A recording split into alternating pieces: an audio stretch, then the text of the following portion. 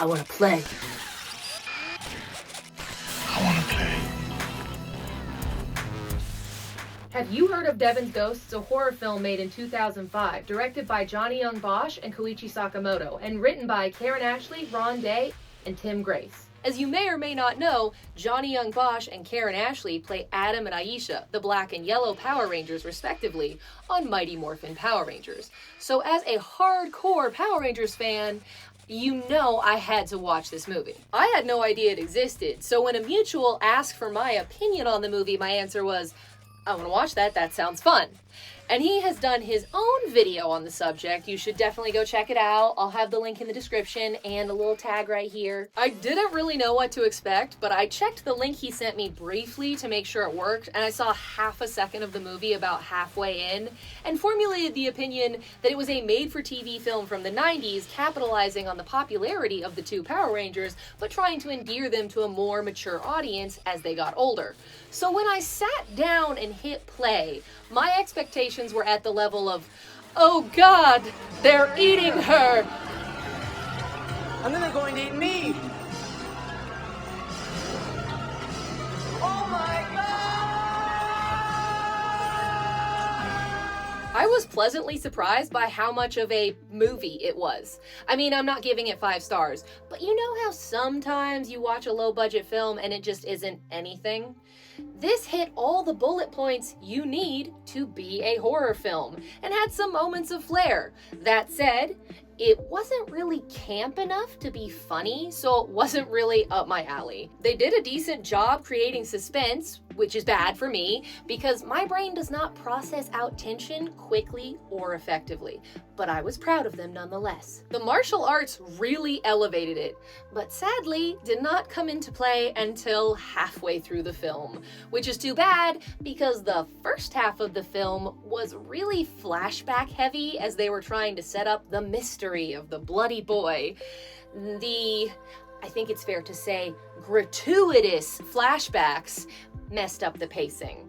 And this was a low-budget film, which was mostly reflected in the quality of the film and the audio. Let's get into the plot. As any basic slasher movie should, a tragic event became folklore. Years later, our main cast are placed in proximity to this lore, which begins again, as we unravel exactly what created this villain on that fateful day. The kills begin with a couple entre nous, then escalate to side characters closer to our main cast than to friends of our main cast, after which we learn there's a personal connection between the final girl and the villain, culminating in a showdown, double tap, final jump scare.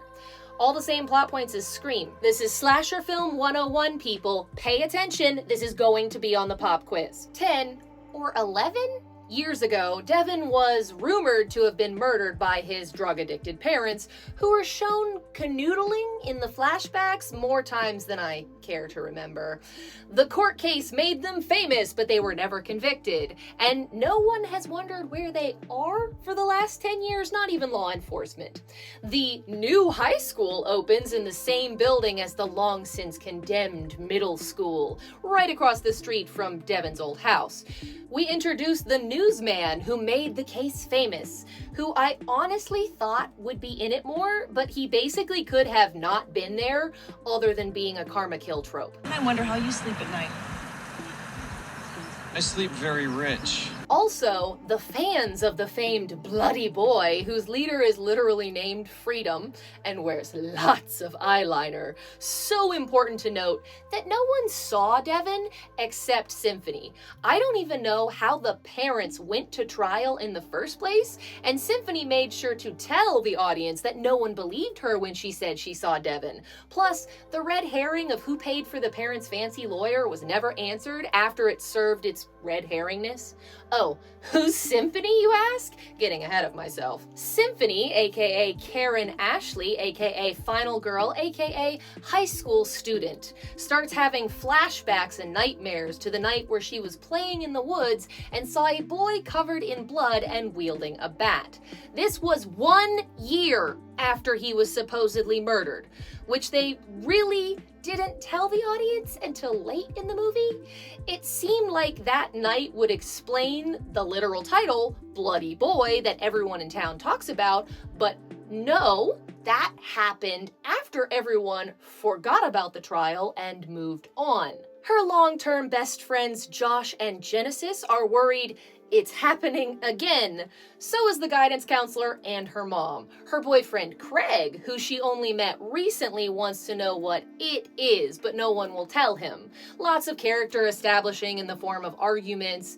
We aren't ever really told what it is, by the way, but we can infer that Symphony had a bit of a mental breakdown after the night she saw the bloody boy, which was also the night her father was killed, and had lots of public episodes or panic attacks, like the one she has in class where she throws her jock boyfriend across the room like a rag doll, only for Josh, who's Johnny Young Bosch by the way, to have to stare longingly into her eyes for several minutes until she calms down. I will say none of the acting is that atrocious. You know, that monotone, can't act, almost seems like they're scared of the script. But Bosch and Ashley definitely have the best chemistry, which I'm certain is a result of the fact that they are friends and were on a TV show together for years. Don't know if you've heard of it. Mighty Morphin Power Rangers? Anyway, the boyfriend accuses Josh of liking Symphony, and so does the audience for that matter. I totally thought Josh and Symphony would get way more coupley after the obligatory murder of Craig, but they totally didn't. Josh actually gave off mad asexual vibes for the latter 3/4 of the film. Oh, and here we have the only scene with one of my favorite characters, the glass of water.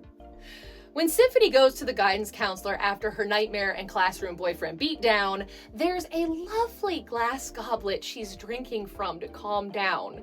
And the way they frame the shots as wider instead of doing a classic over the shoulder, this glass seemed so important because it was center frame and really stealing the scene. I also think the blocking was really well done in this movie, probably because it was co-directed by Sakamoto, who has a ton of fight choreography experience, so he knows how to make blocking smooth and effective. Karen Ashley very naturally picked up, handled, drank from, set down, picked up again this glass, which also made it seem really important. There was literally a part later in the movie where I was like, I miss that glass. Okay, so seems like the old couple who live in Devon's house are murdered by Devon, who they've just been kind of keeping in their attic for the last 10 years. But it turns out the old woman is his grandma and he just beat her up so he could break out and go on a rampage. The old man was not his grandpa, and the movie didn't really go into this, but he was basically coming over for a late night booty call with grandma. After two students having alone time are killed at the school, we get my second favorite line in the entire film from the principal. First day of school and we have a double homicide. The principal, oh God, the principal. So her whole deal was she also lived across the street from Devon and felt like she should have reported his parents to Children's Services for being abusive, so his death haunts her. She was also an obligatory karma kill, but much like the reporter, I don't really know why she was there. It's almost like the script followed a how-to on slasher films with a required subset of characters who relate to the mystery in a specific way, but they just plopped some of them in there and then didn't do much with them. I am happy she was there though, because that line, chef's kiss. So she calls off the sports barbecue for safety, leading Craig to throw a party at his house. And given how much this was a playbook for slasher films, I expected many more people to die at that party. So when planning to throw a party at his house, Craig, Josh, and third friend walk into a bathroom at the school for visual texture, which, yes, it was a fun room, and again with the good blocking, like Josh uses the urinal, then goes to the sink, Craig uses the urinal, Josh leans against the wall while Craig's using the sink, really created depth in the room, and it was nice movement. However, they walk in and third friend just sits right down on the toilet, stall open and everything. Why did he sit on the toilet? I mean, it was interesting and memorable, but it wasn't like comedic or anything. Then he was just pooping the whole rest of the scene, and I was just like, why? And while we're on the subject of third friend, Hold on. Let me, in the past, who's scripting this, go Google his name, because literally, I think no one ever said it. Okay, hold on. She's got it. I think it was Brian, but that was kind of a toss-up between two characters. We're gonna go with Brian. How did Brian not die? So he's the appendix of the friend group. He's not always with them, but more than just a background actor. Literally after Devon killed the couple in the school, we cut to the parking lot. Classic place for a murder. There's just been a big game. Everyone's leaving. Which reminds me, Genesis got drunk and tried to seduce Josh, who turned her down. She passed out and he seatbelted her into his car and took her home. Very chivalrous. And Craig saw Josh seatbelting an unconscious woman into the back seat of his car and was all, ew, drama, intrigue, sexy. Like, what the hell, Craig? First of all, why you gotta insinuate they're hooking up in the parking lot when he's clearly buckling her seatbelt? And second, she's unconscious.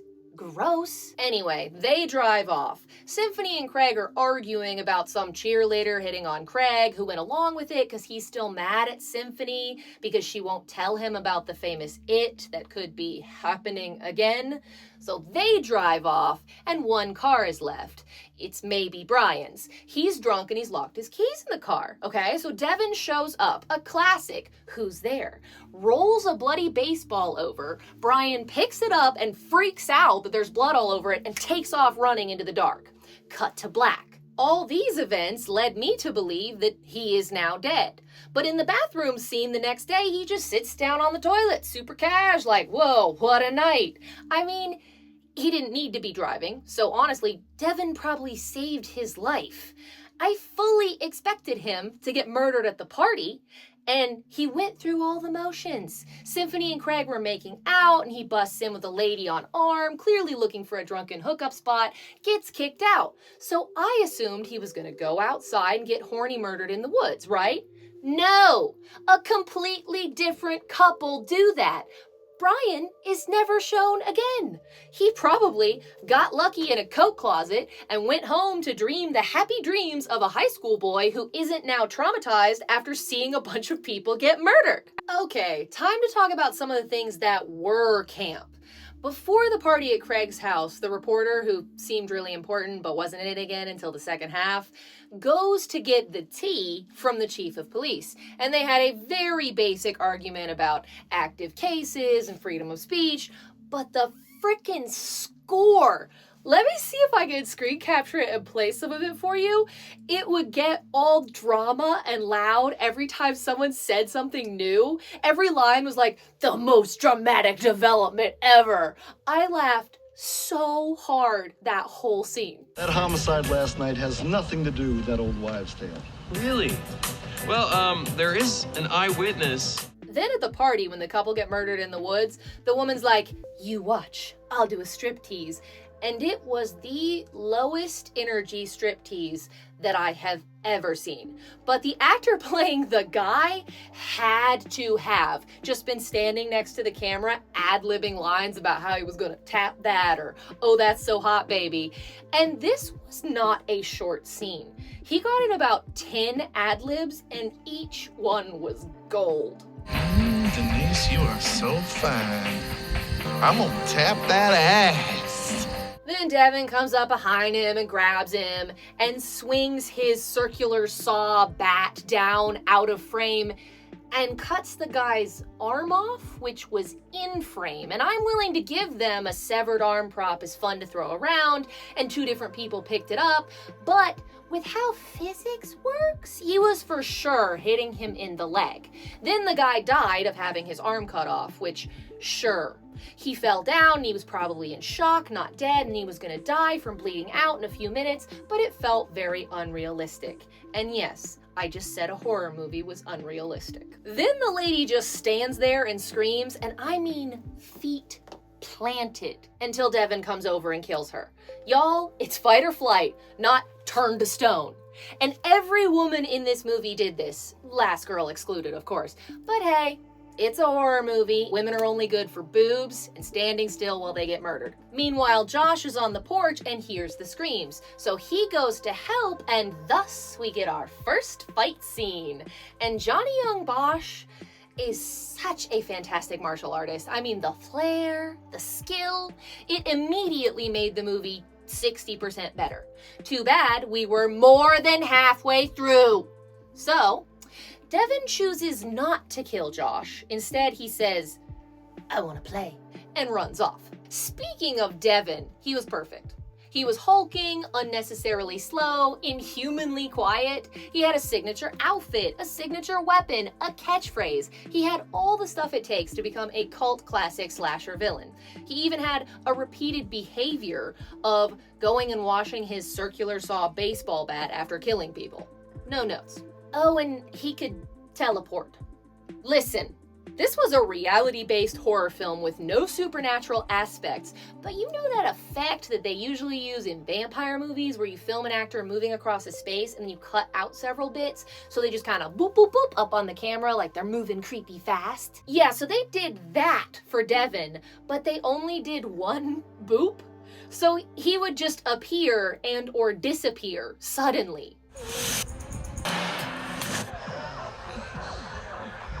So Josh goes back and cockblocks Craig by confidently asserting that Devon is there to kill Symphony because her dad was the lawyer who got his parents off. Boom! Plot twist! I have no idea when this was revealed to the audience, but it was actually definitely before this scene, maybe during this scene. Then someone starts trying to break down the door to the bedroom and Josh and Craig block it and Symphony jumps out the window. But it was Freedom trying to break down the door. Totally unrealistically aggressive behavior, and why didn't he just say, "It's me"? Because he wants to warn Symphony too after he saw Devon outside the house. And for no reason whatsoever, he's wearing the same jersey as Devon. Like, he's the leader of the Bloody Boy fan club, but Devon got that jersey for his birthday yesterday. And Freedom just saw him 2 minutes ago outside the house. So how did he get a fanboy shirt that fast? Then Devon's outside and he chases Symphony. This was honestly a really good scene. It was the first match between just the villain and the final girl. And she holds her own, but is invulnerable to any harm, as any slasher villain should be. The only thing that detracted from this scene was that her friends heard her scream and were like, "We gotta go help." And then this whole solo fight happens for a really long time and no one ever shows up. They were approximately 15 seconds behind her. The fight covered a lot of ground, some boxing, some falling. She gets in a car and hits him with it. All good stuff. So for no reason known to man, Craig and Genesis go off and break into the high school, drunk, in the middle of the night to look for their friend who ran off in the opposite direction 10 seconds ago, who they could probably still see out the window when they said, "Let's go break into the school." Josh and Freedom, on the other hand, find Symphony, and the three decide to team up because Freedom can help them find Devon. Why, yes, Freedom does become the best character. As we all expected, there's an epic chase scene in the high schools. Devon goes after Craig and Genesis, which this is around the time we figured out he's targeting couples. Which is why Booty Call Not Grandpa got it, but he let Josh go. And he saw Symphony making out with Craig through the window, but doesn't give a fuck who her dad is, or was. And let me tell you, if I got murdered for being a couple and I was with my girlfriend's best friend who I didn't even get along with that well, I would be pissed. I would demand a retrial. Like, not cool. They weren't even holding hands. And how problematically heteronormative of Devon to profile any man and woman as a couple. I mean, ignoring the fact that he kills people. Genesis was played by Christy Vaughan and did a really good job with the not wanting to die screams, which is a big problem with the horror film genre and me. Like, when it's pure fantasy, I can just enjoy the gore and the cinematography, but the second an actor really gets into portraying real human emotions, I'm out. I don't need to see how she's feeling right before she gets murdered. That's just grump. I don't need funkin' up my trunk. And they didn't think to just run back up the stairs. Nope, let's try and get in an elevator when he's literally 10 feet away. Like, he could have done a handstand and hand walked and still beaten the door. I will give the movie makers that stopping the door at the last minute with the tip of his bat was a smooth move. But for real, girl, he drops the bat and starts fighting Craig, and your move is to crawl away crying and then wait for him to come kill you? Like, pick up the bat and kill him. Now, this was the biggest missed opportunity, in my opinion, because the doors of the elevator close while Devon and Craig are fighting, and I expected them to open and there just be obscene amounts of blood sprayed all over the walls. But they opened and the elevator was clean. So I don't know if they weren't allowed to get prop blood on the walls of this elevator, but that would have made some really good stills for the IMDb page. And this is, of course, when Josh, Symphony, and Freedom show up. And it's time we address the elephant in the room. What's up with these names? Okay, moving on. And the door is chained shut? But Freedom can pick a lock, so he's doing that while Josh is fussing behind him, and Genesis is screaming, "Open the door!" from off screen. Classic. Then I was super confused by this, but Craig wasn't dead? And he stumbles over the window just so he can get spocked right in front of Symphony.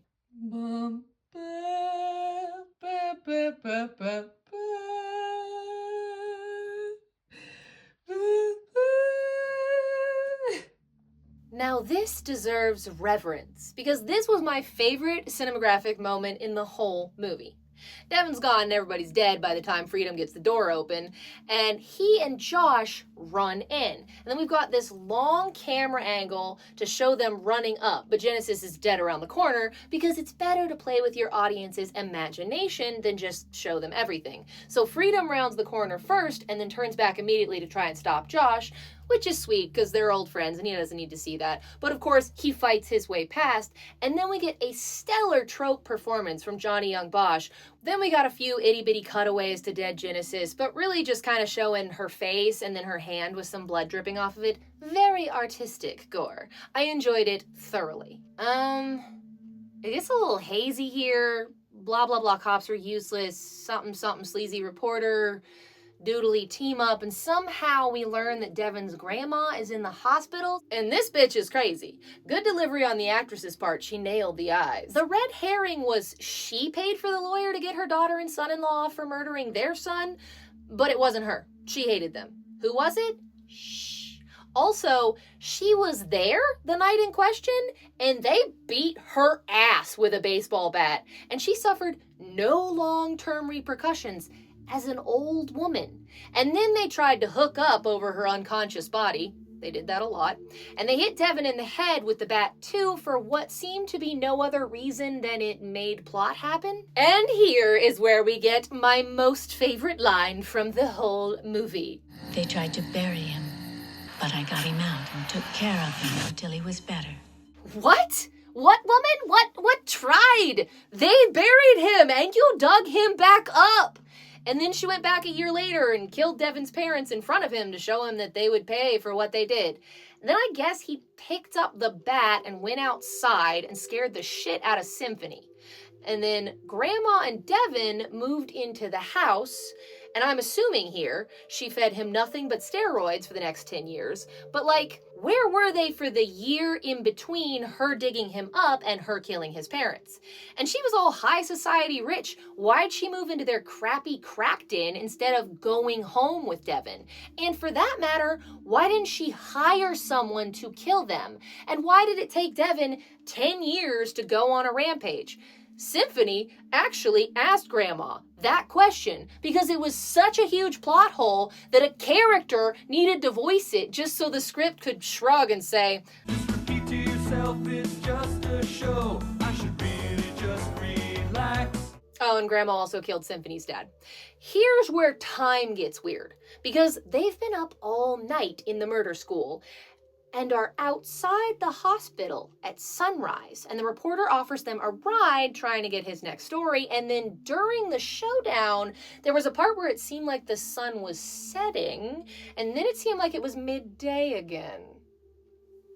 So we're rapidly approaching the last 10 minutes of the movie, and there are 300 loose ends. So the principal and her husband park in the middle of the road so her husband can console her over her continued flashback guilt. And Devon teleports behind the car and murders them. Then the reporter pulls over to check on the car, and Devon arbitrarily chooses this moment to break his only couples rule and attacks Freedom, of all people. Like, why are you doing this to me, Devon? And then he throws his weapon into the reporter's back as he's just kind of running off into a field when he has a car right there. And then Devon goes and runs off into a field himself, leaving a bloodied Freedom to say, "Go get him," to Josh and Symphony, who put less than 1 second into the play, "You go that way, I'll come around behind." Then Symphony wanders onto the Foot Clan set from the 1990 Teenage Mutant Ninja Turtles movie and gets in a fight with Devon. And Josh has to fight 3 cops to get to her, because they finally get their ass in gear, only to try and arrest the wrong guy, which, 3 things. First, there's a really good cut between these 2 simultaneous fight scenes where Symphony goes for a kick on Devon and then Josh lands a kick of the exact same camera angle on a cop. The second thing, Phase 2? and important above all else, the third thing, who among the carnage on the road could have given the cops a description of Devon? Freedom was the only one alive when they ran off, which means he's still alive at this point in the timeline, and I assume the cops would have called an ambulance. So anyway, Devon chokes Symphony so bad she coughs up about 2 cups of blood, which is not good. Then remembers she was nice to him when they were little and decides not to kill her. Josh shows up and they have a beatdown, but Josh forgets the double tap. Probably because this movie came out before Zombieland, so how could he have known? He gets, and I keep wanting to say axed, but it is so important to remember that this is a handcrafted gang violence type weapon to the chest, and proceeds to totally not die, and he's still doing flying kick awesome, regardless of how much blood he coughs up, which I rationalized as maybe it just hit his stomach, and maybe it's not enough for him to bleed out, but it is something that would make him cough up blood. And maybe if they get him to the hospital before he gets sepsis, they'll just have to remove part of his stomach, and maybe he'll have to have, a fluid diet and a colostomy bag for the rest of his life, but he'll be fine. I don't know. I'm not a doctor. Now that Devon likes Symphony, she uses it against him in, honestly, what is the most satisfying moment for the heroes of our film. Josh stabs the shit out of him with a branch he picked up, like, repeatedly. Very good. Symphony hits him in the head with his own weapon, and he rolls down a huge hill, which led me to sing my song, "Stunt people are awesome." Then the music picks up, letting the audience know Josh will be fine. He's not dead, and there's pleasant music playing, so he will live.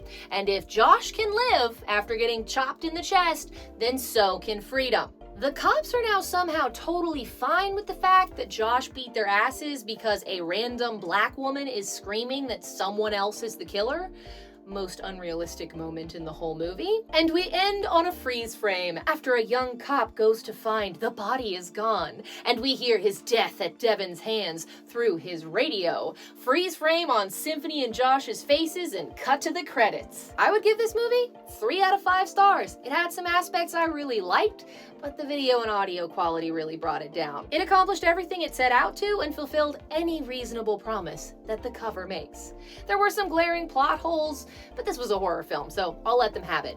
Johnny Young Bosch and Karen Ashley shined. If I had made this movie, I would be simultaneously embarrassed and super proud. So good job, guys. And the most important takeaway is that Freedom is definitely still alive. I mean, really, who else would have told the cops a description of Devon? And sure, Josh was the main character, but I feel like Freedom was close enough that the same rules apply. And if Josh is fine, Freedom is fine. This is important to me. I should ask Johnny Young Bosch about it next time I see him at a convention. I don't care if the video's annoying. Don't fall apart now. Laxative girl. My knees hurt. Inhumanely quiet. Inhumanely, really, James? It's inhumanly. Like, learn to read.